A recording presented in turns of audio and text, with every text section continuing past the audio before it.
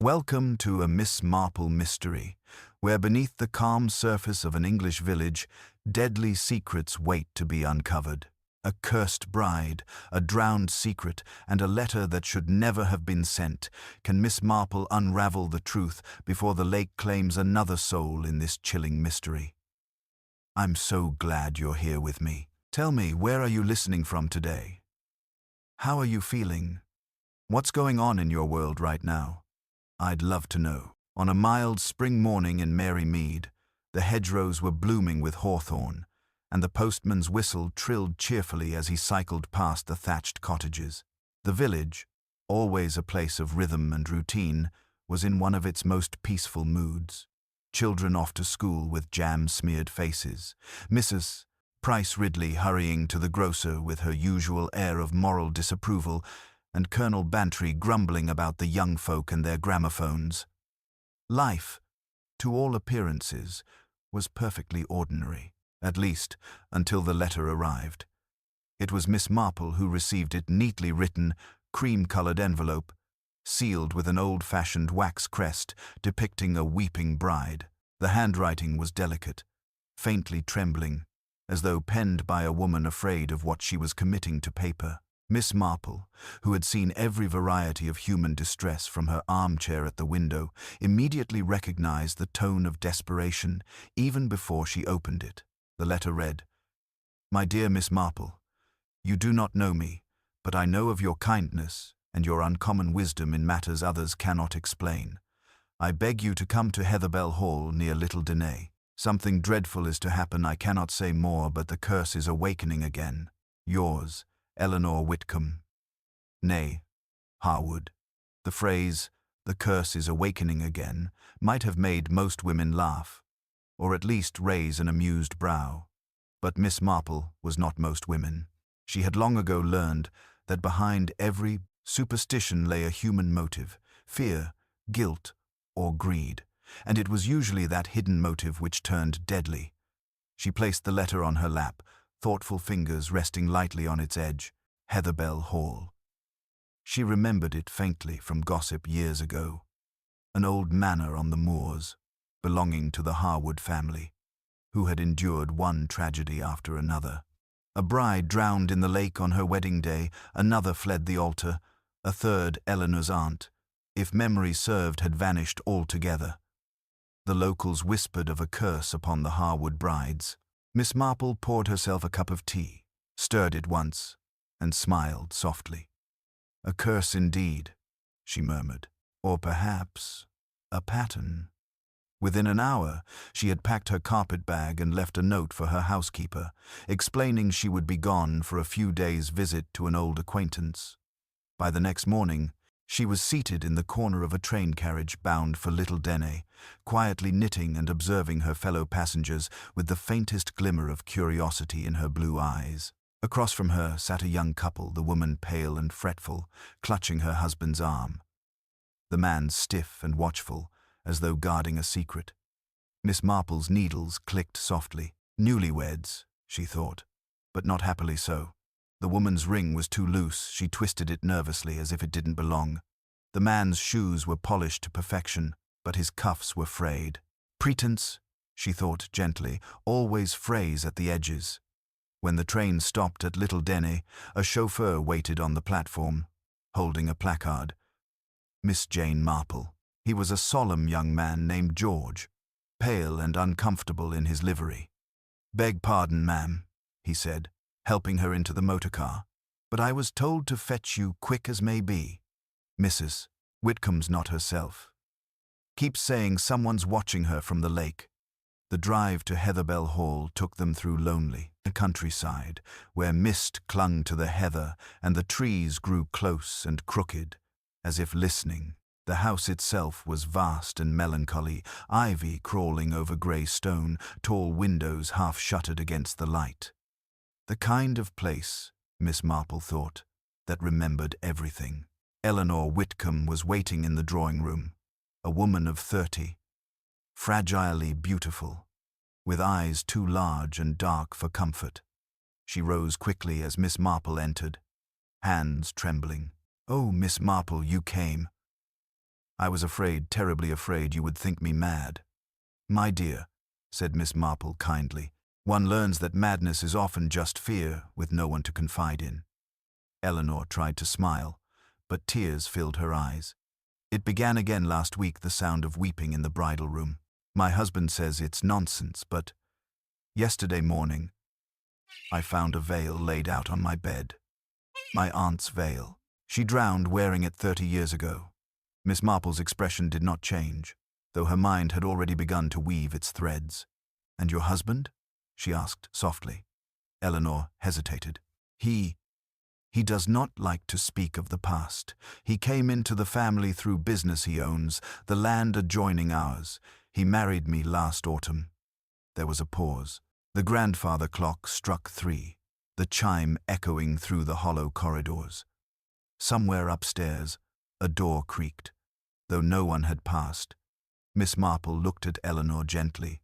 "My dear Mrs. Whitcomb, may I see the veil?" When the young woman brought it, folded carefully in tissue, Miss Marple examined it, lace-yellowed with age, but faintly damp, smelling faintly of lilies and lake water. She touched the edge of the fabric with a finger and looked toward the window, where the mist thickened beyond the lawn. "Oh, yes," she murmured. "I believe you are quite right to be afraid." Miss Marple stood at the tall window of Heatherbell Hall, her eyes tracing the outline of the lake beyond the garden. It glimmered faintly through the mist, calm and silver, though she sensed a quiet menace beneath its still surface. Behind her, Eleanor Whitcomb sat by the hearth, hands clasped tightly, her gaze fixed on the dying fire. The scent of lilies lingered faintly in the room, cloying and funereal. "Your maid placed the veil where you found it?" Miss Marple asked gently. Eleanor shook her head. "No, that's the dreadful thing. It wasn't there when I went to bed. My door was locked. And yet, in the morning," her voice faltered, "it was laid out so carefully, as though someone wanted me to see it."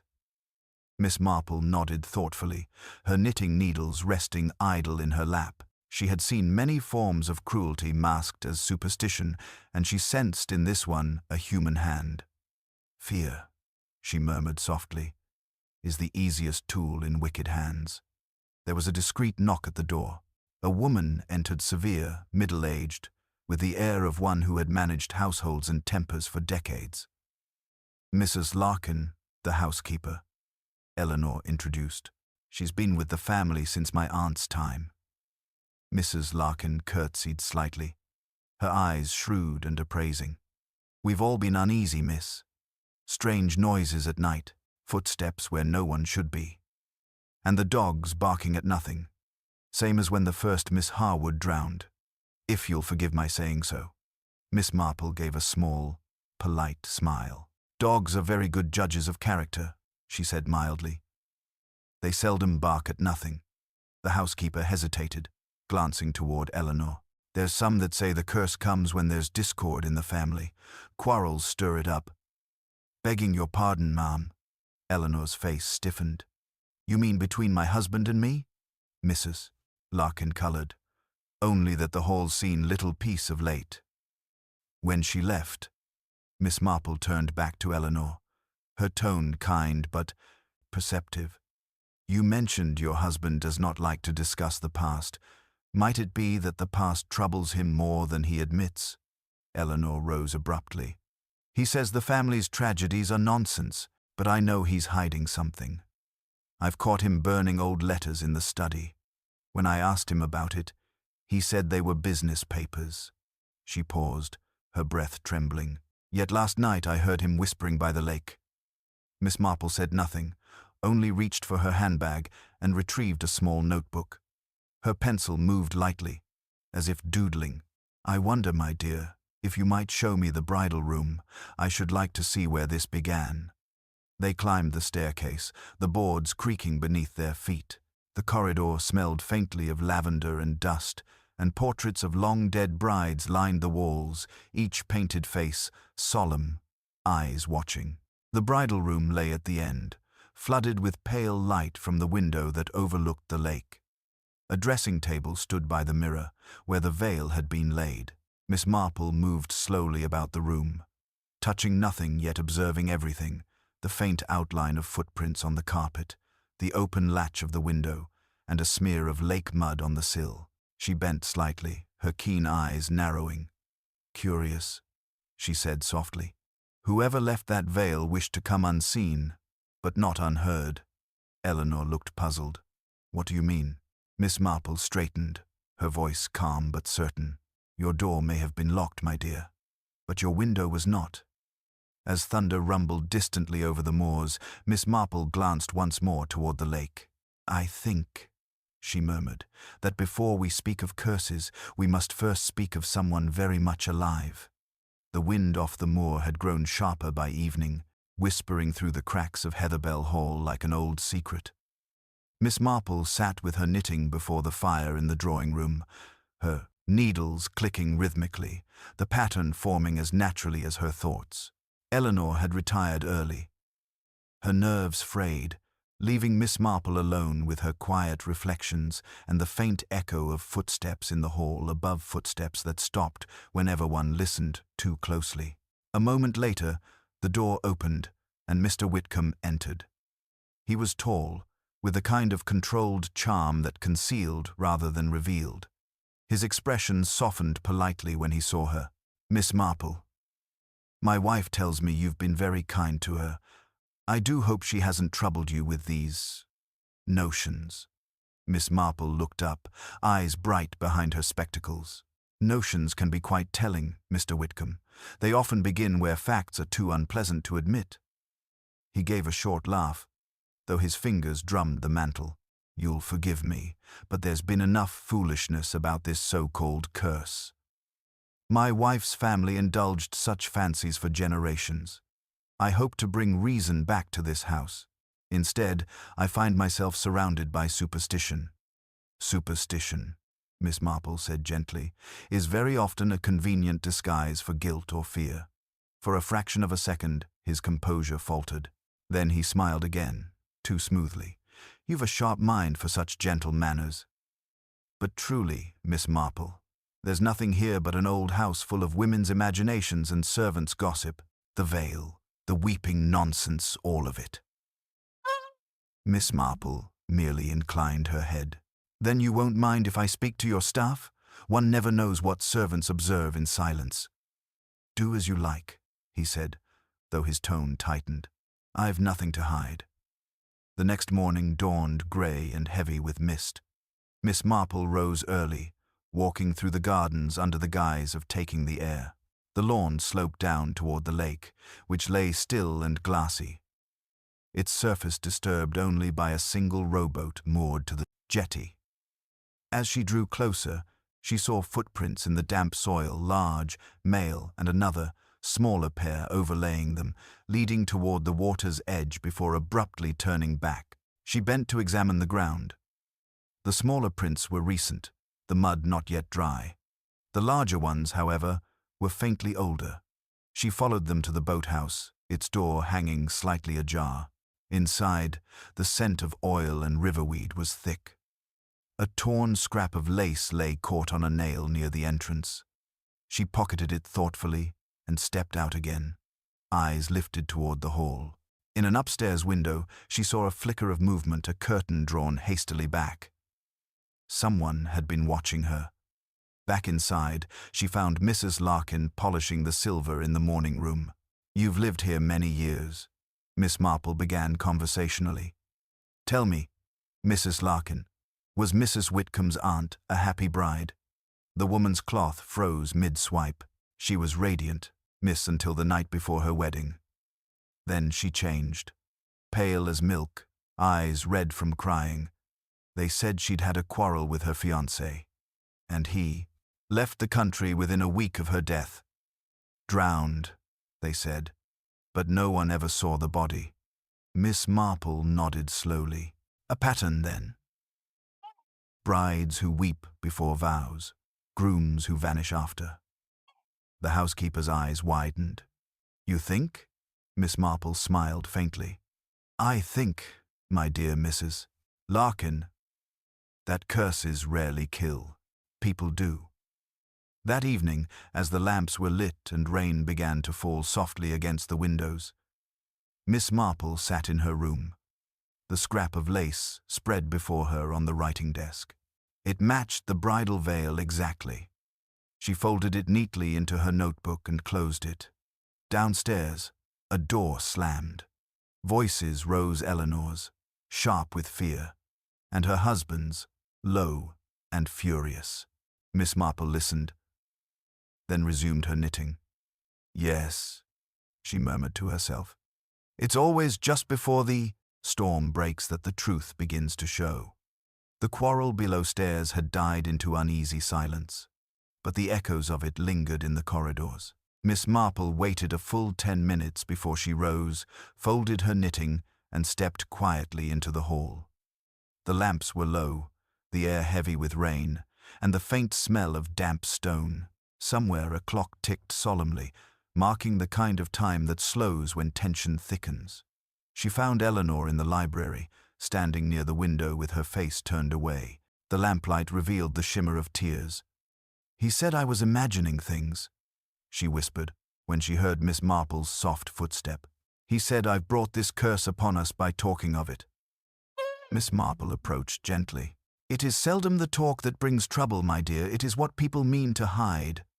Eleanor turned, her hands trembling. "He thinks I've gone mad.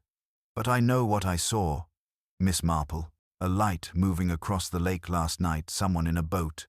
And today, the gardener swears he found a footprint beneath my window." Miss Marple's eyes flickered. "Yes, I saw it too. Mud on the sill, the mark of a man's shoe. It suggests someone wished to reach your room unseen. Tell me, does your husband often leave the house late?" Eleanor hesitated. "Sometimes. He says he walks to clear his mind, though lately. And he's been receiving letters. He hides them the moment I enter the room." Miss Marple nodded, her voice mild but probing. "Fear and secrecy seldom travel apart. May I see his study?" Eleanor led her down a short passage to a dark-paneled room, smelling faintly of tobacco and damp paper. The desk was locked, but Miss Marple's sharp eyes noted the ashes in the grate fine, pale fragments that still bore traces of red sealing wax. She bent closer. "Burnt letters, I think," she murmured. "But see, he tore them hastily. Not all was consumed." A small, half-charred scrap from the grate. The ink faint but visible. "Tonight by the lake, bring the key." Miss Marple tucked it carefully into her notebook. "A meeting, perhaps," she said softly, "and a key. Curious indeed." From outside came the sound of the wind rising, rattling the windows. Miss Marple closed the grate gently. "You must sleep now, Mrs. Whitcomb. But do lock your door tonight and keep your lamp burning." Later, alone in her room, Miss Marple sat by the dying fire, her thoughts moving like careful stitches. Someone in this house had gone to the lake at night. Someone who had left a trail in the mud and brought back a scrap of lace. But the lace itself, why leave it? A warning? Or a message meant for Eleanor alone? The sound of a carriage wheel broke her reverie. She rose and went to the window. Down the drive, under the flickering lantern light, a figure in a dark coat was walking quickly toward the gates. It was Mr. Whitcomb. He carried a lantern and a parcel under his arm. Miss Marple watched until the mist swallowed him. Then, without haste, she put on her shawl, lit her small torch, and followed. The night was thick with drizzle, the air raw against her face. She kept to the path's edge, her footsteps soundless on the wet gravel. By the time she reached the lake, the lantern ahead had vanished, but the faint creak of a boat's oar drifted through the mist. Miss Marple crouched behind a willow and waited. A light flared briefly on the water, then dimmed. A man's voice murmured too low to catch, and another answered, sharper, distinctly female. Miss Marple's breath misted in the cold air. "Ah," she whispered to herself. "So our curse keeps late appointments after all." The faint glimmer of the lantern vanished behind the veil of mist, leaving only the rhythmic sound of water lapping against the boat. Miss Marple, crouched behind the willow, strained to distinguish the voices. The woman's tone, as was urgent, pleading while the man's responses came in sharp, clipped murmurs, betraying irritation. Then a sudden splash broke the quiet, followed by silence so complete that even the wind seemed to pause. Miss Marple's heart quickened. She waited, motionless, until the creak of the oars resumed, slower this time, moving away toward the far bank. When the faint glow of the lantern finally disappeared, she rose and stepped cautiously down the narrow path to the shore. The ground was soft and treacherous. Her sensible shoes sank slightly in the mud. The moon, half hidden by drifting clouds, revealed faint impressions of a woman's footprints beside a man's, ending abruptly near the water. She bent down, her small torch illuminating the edge of the lake. Something pale floated near the reeds. At first she thought it was a lily, but when the light caught it, she saw a scrap of lace, the same fine pattern as the bridal veil. Miss Marple fished it out delicately with a fallen branch and examined it. A thread of crimson stained one corner. "Oh dear," she whispered softly. "That makes matters quite different." She made her way back to the house with quiet efficiency, her mind working as briskly as her steps. When she reached the terrace, the great doors stood ajar. A draught moved through the hall, extinguishing one of the candles.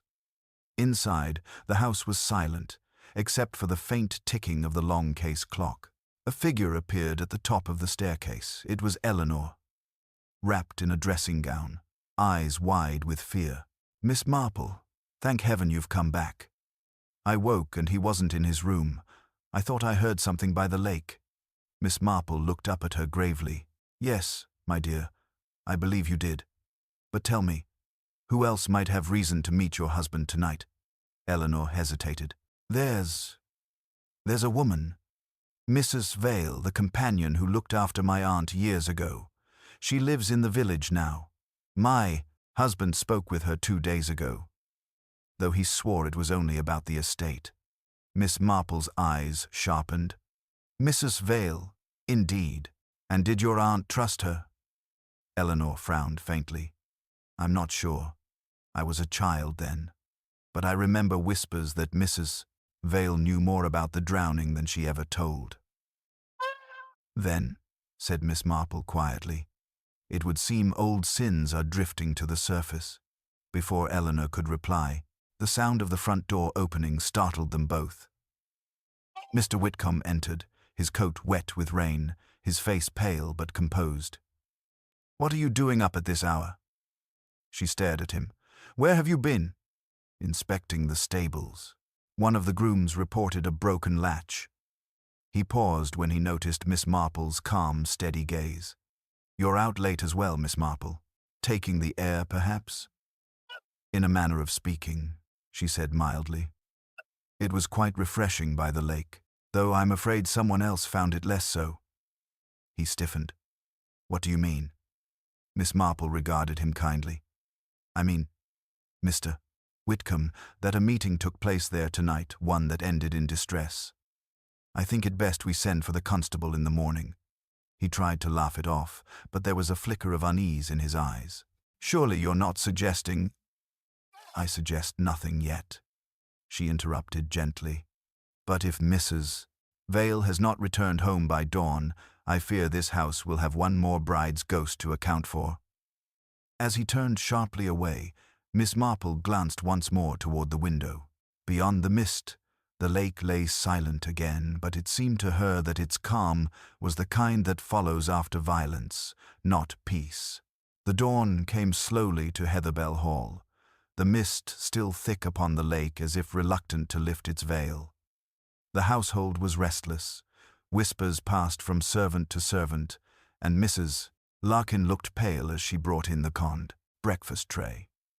Miss Marple, already seated in the morning room, accepted her tea with a serene nod. She had slept little, though she appeared as composed as ever. The lace scrap lay folded neatly beside her cup, a silent witness to the night's discovery. Eleanor entered soon after, her face drawn and colorless. "Mrs. Vale hasn't returned home," she said in a strained voice. George, the chauffeur, went to the village at dawn. Her cottage door was unlocked, and her bed hadn't been slept in. Miss Marple stirred her tea thoughtfully. "I rather thought as much," she murmured. "Has your husband gone out?" Eleanor nodded. "He said he was riding into the village to fetch the constable himself. But Miss Marple, I don't know what to think anymore. He's been so strange, cold, yet nervous. He won't meet my eyes." Miss Marple reached over and patted her hand kindly. "My dear, when people feel cornered by the truth, they often confuse guilt with fear. The question is, whose guilt and whose fear?" Outside, the wind carried the faint sound of hoofbeats along the drive. A moment later, the door opened, and Mr. Whitcomb strode in. His clothes were splattered with mud, his gloves damp. "The constable will be here within the hour," he announced curtly. "They're dragging the lake." Eleanor gave a soft cry, pressing a hand to her mouth. Miss Marple merely nodded, her expression unreadable. "How very thorough of them," she said gently. "And I trust you'll be assisting them?" "Naturally, though I consider this whole business absurd. Mrs. Vale was a flighty woman. She may have gone away of her own accord." Miss Marple's eyes twinkled faintly behind her spectacles. "Possibly. But if she did, she left her courage behind her. Few women walk willingly into the dark beside a lake with a man carrying a parcel." He froze. "A parcel?" "Yes," Miss Marple said softly. "I happened to see. Did you leave the house last night? You carried one beneath your arm. I wondered what became of it." He forced a smile. "Old ledgers. I meant to leave them at the gardener's cottage for burning, though I fear the gardener was not expecting company at midnight." He turned abruptly away, muttering something about fresh air, and left the room. The door closed sharply behind him. Eleanor sank into a chair. "Miss Marple, do you believe that he could have?" Miss Marple did not answer at once. Her eyes were on the window, where the lake shimmered faintly through the fog. "I believe, my dear," she said slowly, "that when people bury secrets, they seldom choose dry ground." The clock on the mantel struck 9. Not long after, the sound of wheels crunched on the gravel outside. Constable Peters, a stout, well-meaning man, entered with his cap in hand. "Morning, Miss Marple." "Mrs. Whitcomb, we've found something, I'm afraid, down by the east bank." Eleanor's breath caught. "Is it?" He nodded gravely. "A body, ma'am. A woman's. We'll need you both to remain inside while we make inquiries." When he left, the silence in the room was almost unbearable. Eleanor clutched at her shawl, trembling. "Then the curse, it's real after all." Miss Marple looked at her kindly, though her tone was firm. "No, my dear. Curses are never real, but murder most certainly is." She rose, taking her knitting bag from the chair. "And before this day is done, I rather think we shall learn which of them has been haunting Heatherbell Hall all these years." The discovery at the lake cast a heavy pall over Heatherbell Hall. The constable's men moved in solemn rhythm through the fog, their voices muffled, their boots sinking into wet earth. Inside, the great house seemed to hold its breath. Eleanor sat by the hearth, pale and shivering, while Miss Marple quietly poured tea for her. The clink of porcelain sounding almost indecently normal against the grimness outside. At last, Constable Peters returned. He stood awkwardly in the doorway, hat in hand, his expression a mixture of discomfort and duty.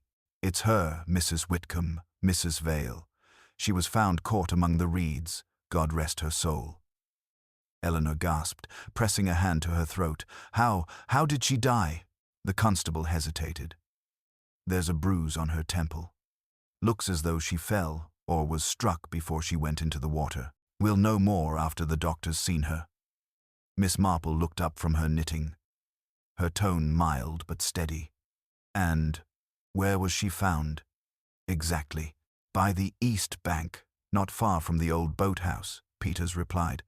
"Funny thing is, there's no sign she meant to go boating. She was still in her village clothes, and we found this in her pocket." He held out a small, water-stained envelope. Its wax seal, half dissolved, had her name on it, Mrs. Vale. Addressed from this house. Eleanor's eyes widened. From here? Miss Marple extended a hand. May I? She turned the envelope delicately between her fingers. The writing was neat and firm, unmistakably masculine. She could see, even through the damp, the words, "Come to the lake at 10, urgent." R. W. The constable looked uneasy. R. W. Your husband's initials, ma'am. Eleanor's face drained of color. It can't be, he said. He said he went to the stables. Miss Marple's voice was calm, almost tender. Yes, and carried a parcel with him. I believe we are beginning to see what that parcel contained. Mr. Whitcomb entered at that moment, his boots leaving a trail of mud across the polished floor. What's this nonsense now? He demanded. I hear the servants muttering my name as though I were some common criminal. Peters straightened. We've found a letter, sir, addressed to Mrs. Vale. From you. Whitcomb's eyes flashed with anger, but only for an instant. Ridiculous! Forgery! Someone's trying to frame me. That woman's been extorting me for months, threatening to spread lies about my wife's family. I meant to meet her, yes, to buy her silence, but I never touched her. Miss Marple's gaze was gentle but relentless. And the bruise on her temple? The blood on the scrap of lace? The night meeting by the lake? He hesitated, his breath shallow. She slipped. It was an accident. She tried to snatch the envelope from my hand, lost her footing, and fell. I tried to pull her out, but the water. He stopped, his voice cracking. I panicked. Eleanor stared at him, horror dawning in her eyes. You lied to me. You said you never went near her again. He looked at her helplessly. I did it for you, Nell. She was threatening to tell you about the debts, the false papers, the business with your aunt's will. I thought I could end it quietly. Miss Marple rose slowly, her knitting forgotten in her lap. Endings born of fear seldom stay quiet, Mr. Whitcomb. You tried to smother the past, but it has an inconvenient habit of floating back to the surface. Outside, the wind stirred the lake again, and a low murmur passed through the trees. Eleanor turned away, her voice trembling. Then the curse was never real. Miss Marple's expression softened. No, my dear, only the curse of conscience, and that, alas, can haunt the living far longer than any ghost. The confession, such as it was, left the room heavy with silence. The constable shifted uncomfortably, glancing between Miss Marple and the stricken husband and wife. Outside, the rain had returned, tapping softly against the window panes, as though echoing the quiet grief that had settled over Heatherbell Hall. Mr. Whitcomb stood rigid by the fireplace, his face pale and drawn, while Eleanor sat motionless, staring into the flames, as if seeking answers from the flickering light. Miss Marple watched them both, her expression serene but her mind alert.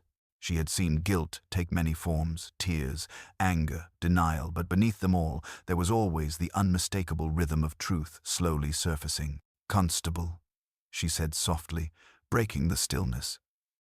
I believe you should hold off on any arrests until we've verified one important thing. Peters frowned. And what's that, miss? The true origin of the letter found on Mrs. Vale.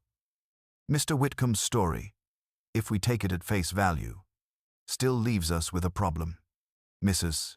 Vale's bruise was not the result of a simple fall. Eleanor turned sharply. You mean someone else was there? Miss Marple inclined her head. Precisely. Mr. Whitcomb may have met her, yes, but I doubt he was the only one to visit the lake that night. A faint stir of alarm crossed the constable's face. You think there was another person? I think, said Miss Marple gently, that this tragedy may have begun long before last night. Mrs. Vale knew something she should not have known, something about the late Miss Harwood's death, perhaps. Secrets are like seeds, Constable. Once planted, they tend to grow in the darkest corners. Eleanor rose, trembling slightly. My aunt, you think her death wasn't an accident? Miss Marple met her gaze. I think your aunt was silenced for the same reason Mrs. Vale was. The veil, the letters, the supposed curse, all devices meant to frighten and conceal. And if I am not mistaken, there is someone in this house who has benefited quite nicely from keeping those secrets buried. The constable blinked. In this house? Miss Marple smiled faintly. Yes. You see, I noticed something peculiar this morning. When Mrs. Larkin brought in the tea, her apron hem was still wet with lake water, and there was a faint streak of mud along her shoe, quite out of place for a housekeeper who prides herself on neatness. A gasp escaped Eleanor's lips. Mrs. Larkin?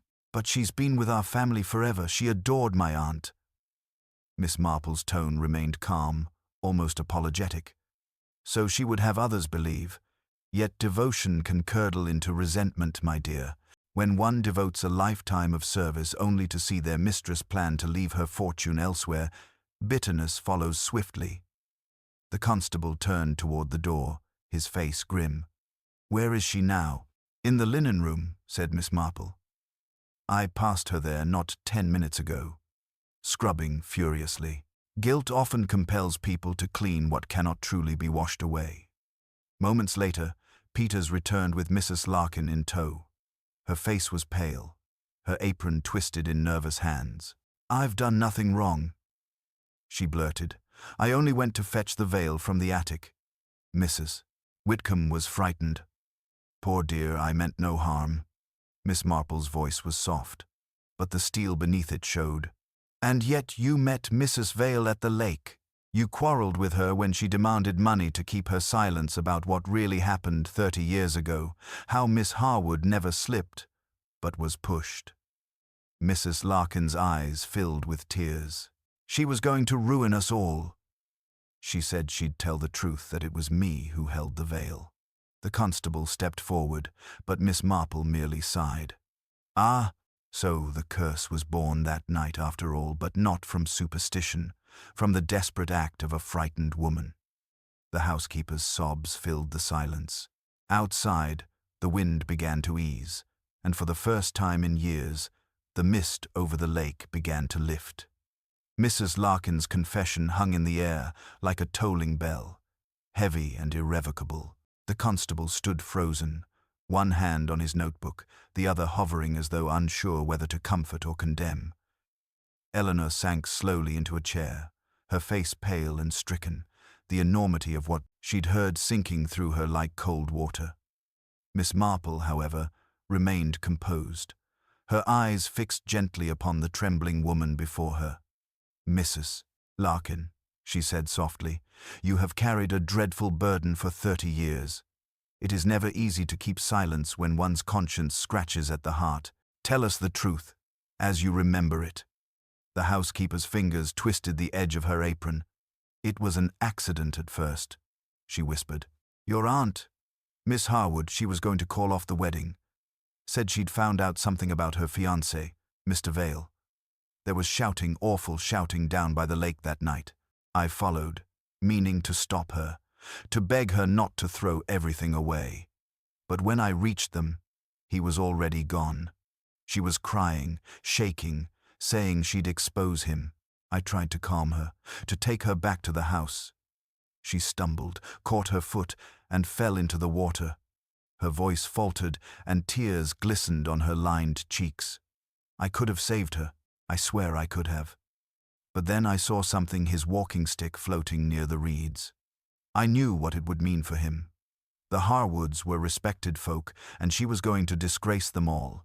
So I told everyone she slipped. I said she drowned on her wedding night. Eleanor's voice broke. And you lived with that lie? Mrs. Larkin gave a trembling nod. I thought I was protecting the family, but Mrs. Vale, she was the companion, then she knew. She saw me dragging the body from the water. She promised silence, and for years she kept it. Until last month. She said she'd tell you, madam.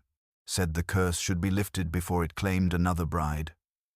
Miss Marple's gaze softened with understanding. So she wrote to you, threatening to reveal it, and you panicked. You met her by the lake last night to plead with her not to speak. The woman sobbed. She wouldn't listen. Said she'd already sent letters to the newspapers that the world would finally know what really happened. I lost my temper. I only meant to stop her shouting. I pushed her. She fell. She hit her head on a stone. Her voice dropped to a whisper. And I thought the lake would take her again, as it did before. The constable straightened, grave and silent, then slowly removed his cap. Mrs. Larkin, I'll have to take you in.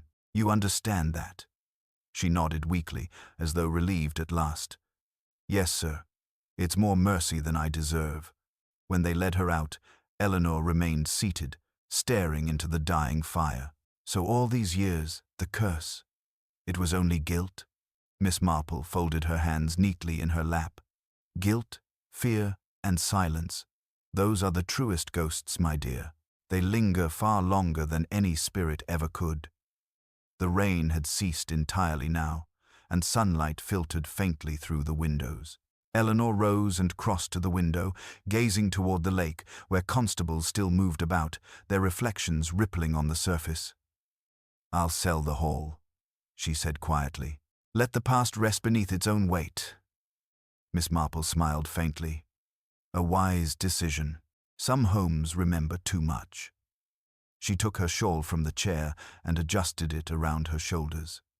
Though I dare say the village will talk of curses for years yet.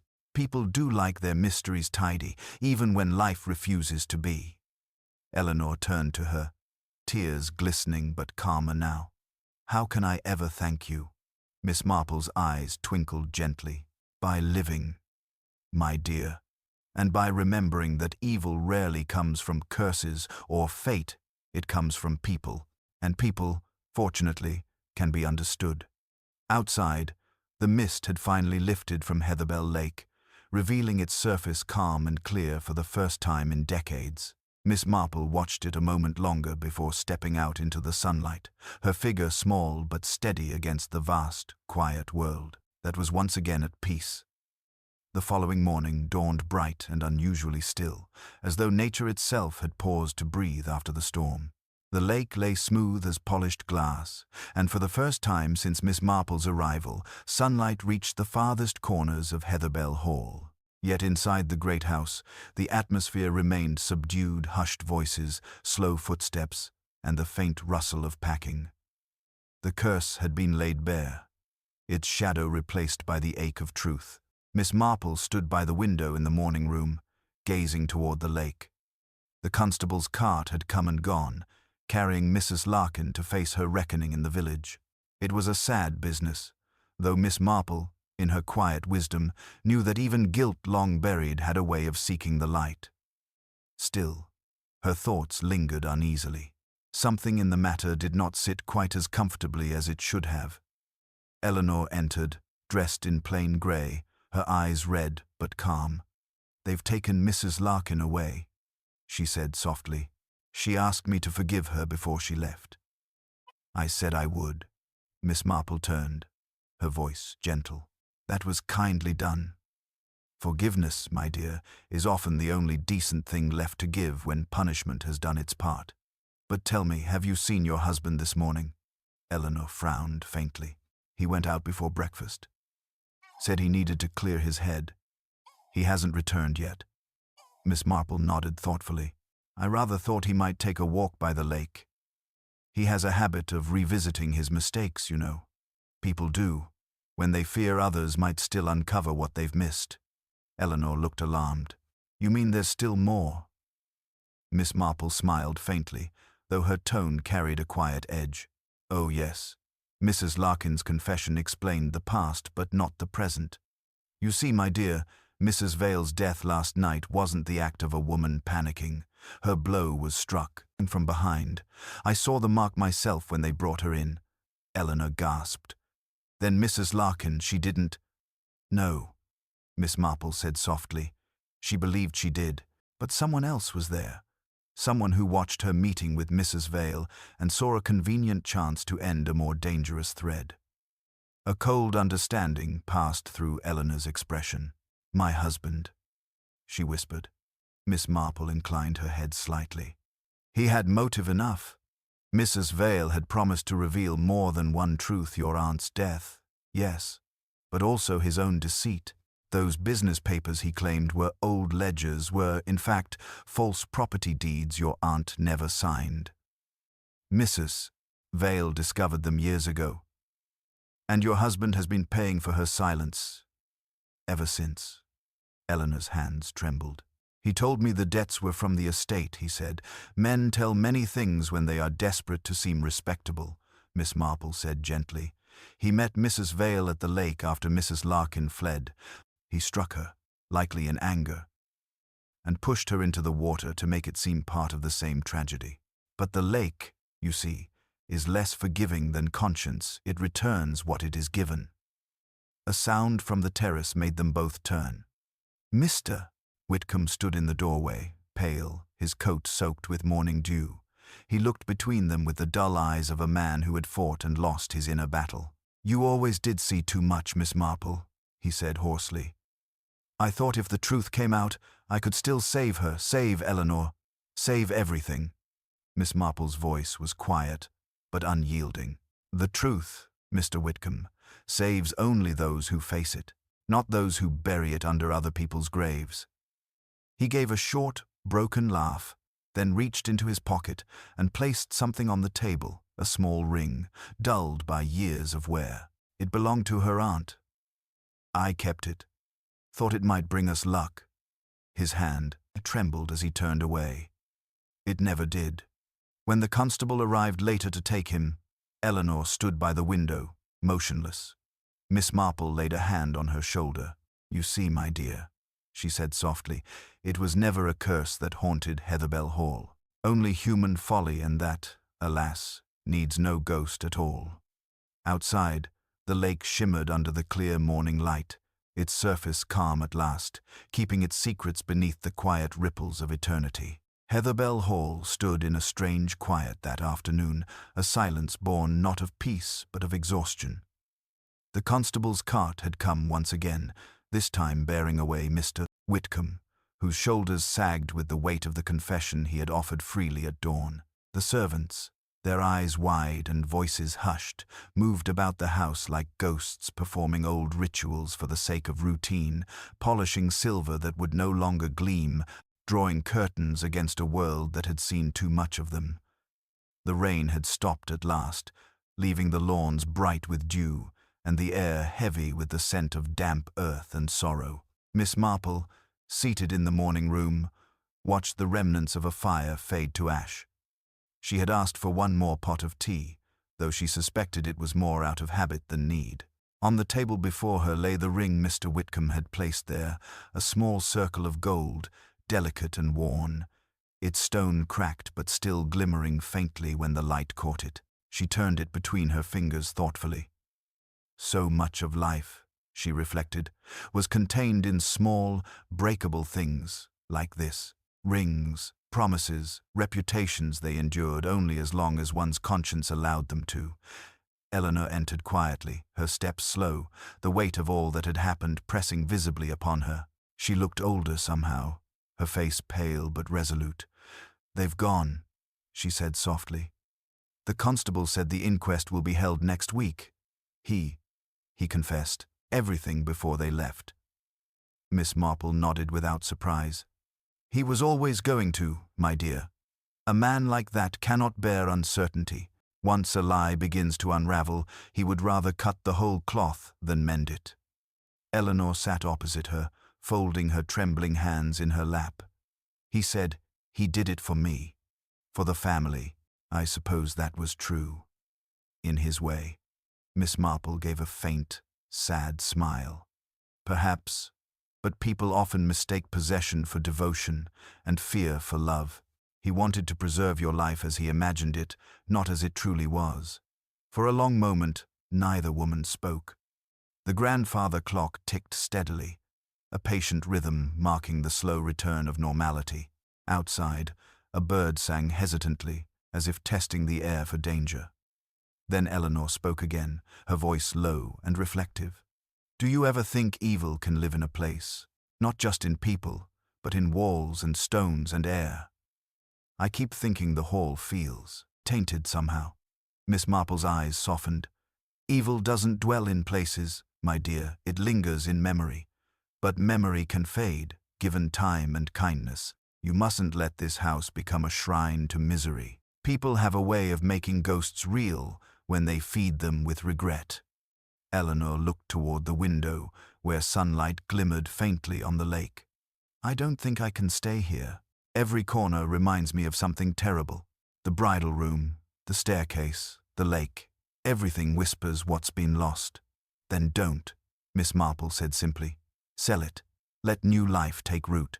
Let the past rest where it wishes, but do not keep watch over it. Heatherbell Hall has seen enough watchers.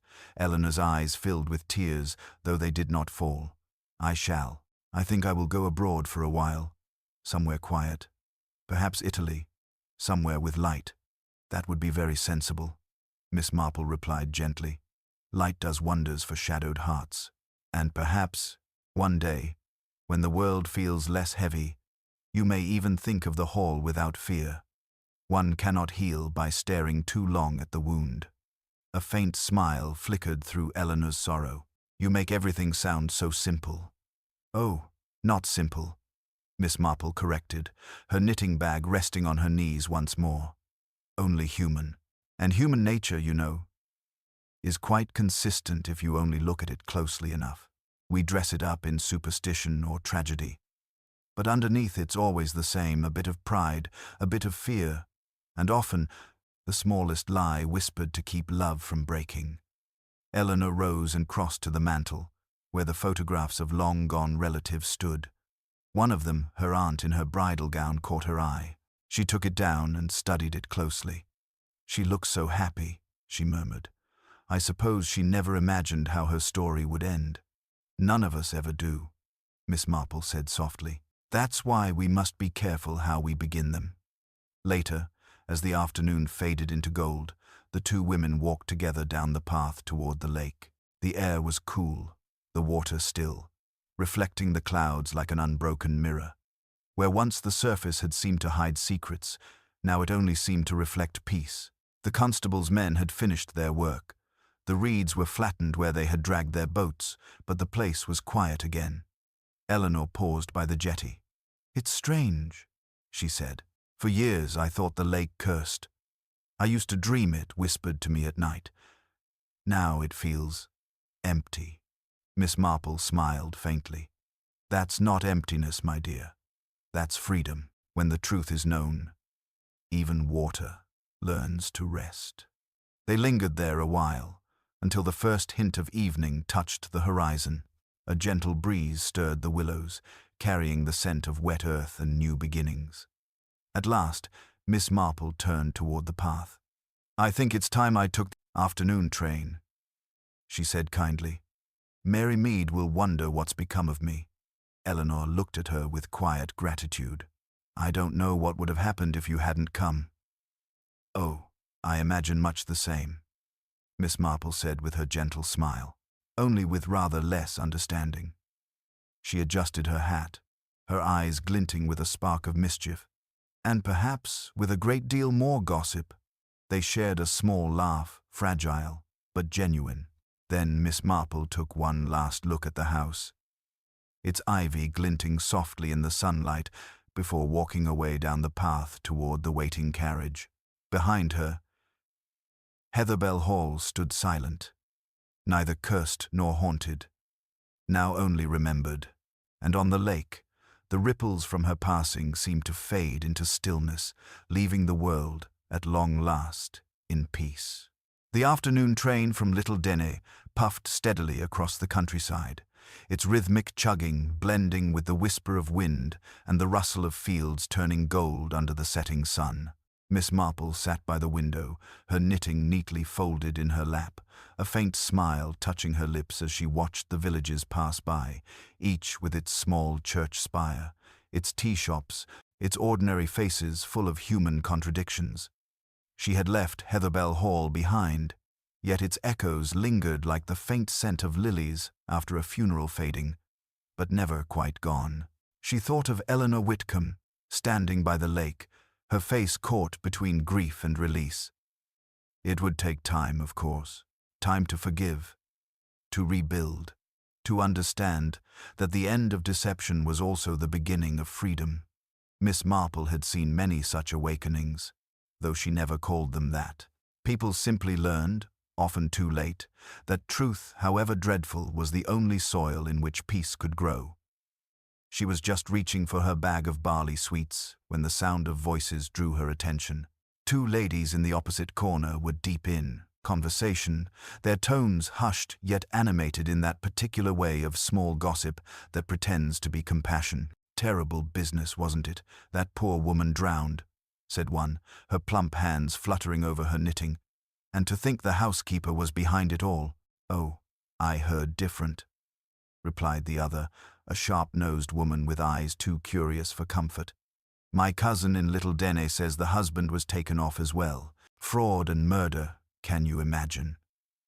And the young wife left with nothing but scandal. Such a pity. Though I never trusted quiet women, they're the ones who feel the deepest things." Miss Marple smiled inwardly, as she always did when the ripples of truth reached the gossiping pools of rural England. "It is curious," she murmured aloud, just enough for the ladies to turn toward her. "How often tragedies spring not from wickedness, but from foolishness. People convince themselves they are doing wrong for a noble cause, and that, I fear, is the most dangerous kind of deceit." The women blinked, startled by the unexpected comment, and then nodded with awkward agreement. "Quite right," one said, uncertainly. "You sound as though you'd know about such things." "Oh, I have observed a great many foolish people," Miss Marple said mildly. "They tend to repeat themselves, generation after generation." The conversation faded after that, leaving her to the steady hum of the train and her own quiet reflections. She thought of Mrs. Larkin, the loyal servant whose lie had lasted 3 decades, and of Mr. Whitcomb, whose fear had led him to corruption and death.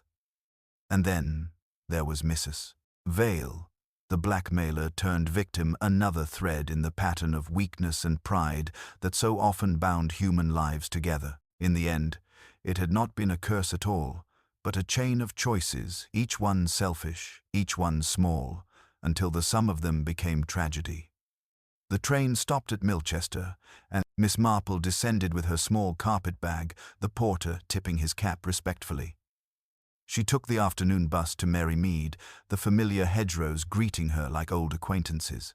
The village, as always, was perfectly ordinary on the surface, children playing by the green, Mrs. Price Ridley directing the vicar's wife with more zeal than grace, and the clatter of teacups spilling from the open windows of the Blue Boar. Yet to Miss Marple's eyes, it was a living map of human nature, every path leading somewhere familiar, every expression telling a story of its own. When she reached her little house on the lane, everything was as she had left it. The garden was in neat order.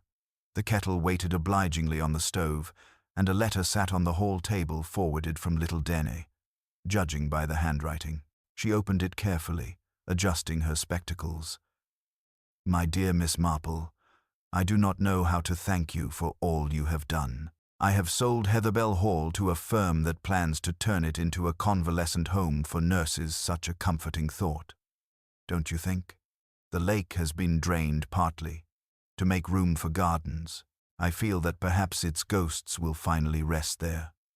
I am staying in Florence for now. The light is extraordinary, and though I still wake some nights remembering the sound of the water, I no longer dread it. If ever you should travel this way, I would be honored to welcome you. You once said light does wonders for shadowed hearts. I am beginning to believe you were right. With affection and gratitude, Eleanor Whitcomb." Miss Marple folded the letter with a soft sigh of satisfaction and set it beside her tea tray. It pleased her to know that Heatherbell Hall would no longer be a house of mourning but of healing. Perhaps that was how all tragedies ought to end, not with punishment, but with restoration. As she sipped her tea, her gaze drifted to the garden beyond the lace curtains. The sparrows were quarreling over crumbs, and the postman's whistle carried cheerfully down the lane. She smiled faintly. Life, as she well knew, went on with untroubled indifference to human sorrows. That was its greatest mercy. A knock at the door interrupted her thoughts. It was Mr. Clement, the vicar, looking slightly flustered. "Miss Marple, I heard you've been away solving another mystery." "Oh dear," she said with mock protest. "I do wish people wouldn't say solving. I merely observe what others overlook." He chuckled, stepping inside. "You have a gift for understatement." "I suspect Scotland Yard might disagree." Miss Marple poured him tea, her manner as serene as ever. "Oh, I should hope they would. I cannot imagine anything more alarming for a police force than to be seen agreeing with an old woman in a cardigan." They shared a quiet laugh before the vicar's face turned thoughtful. "You know, I sometimes wonder how you bear it, seeing so much darkness in the world." Miss Marple looked into her teacup for a moment, the steam curling like ghostly wisps of memory. "One bears it, Mr. Clement. Because there is light, too. And because even in the darkest stories, someone must see clearly enough to remind the rest of us that good and evil are not strangers, they are neighbors who share the same fence. It's only our own blindness that lets one grow taller than the other. You should preach one Sunday. I dare say you'd draw a crowd." "Oh, I think I shall leave sermons to those with patience for sinning souls," Miss Marple said cheerfully. "I find human nature instructive enough without a pulpit." When he left, the evening had deepened into soft blue twilight. Miss Marple carried her teacup to the window and stood for a while, watching the lamplighter move down the street. Somewhere far away, in Italy, Eleanor was watching another kind of light, warmer, freer, and Miss Marple hoped she would find her peace there. The old detective smiled faintly. A private smile meant only for herself. The world, she knew, would continue producing mysteries just as naturally as it produced flowers and storms. There would always be secrets hidden under calm surfaces, lies whispered for love or greed, and tragedies born from ordinary hearts. But there would also be truth and courage and quiet women who noticed more than they were meant to.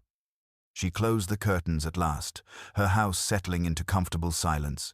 On the mantel, beside the ticking clock, the faint glimmer of Eleanor's letter caught the firelight, its folded edges glowing like a promise kept. And in the tranquil heart of Mary Mead, Miss Marple allowed herself the rare indulgence of contentment, knowing that, for now, every thread of the cursed bride's tale had been gently, firmly, and finally untangled.